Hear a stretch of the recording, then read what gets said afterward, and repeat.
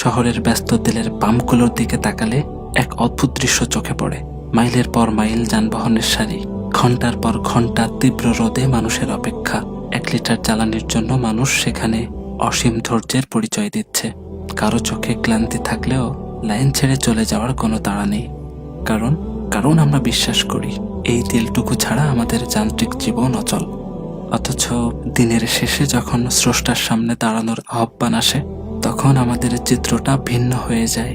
মাত্র 4 রাকাত ফরজ নামাজ পড়তে বড়জোর 10টি মিনিট সময় লাগে, অথচ এই 10টা মিনিট আমাদের কাছে পাহাড় সম ভারী মনে হয়।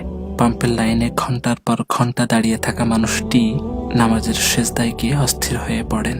মনে হয় কখন শেষ হবে।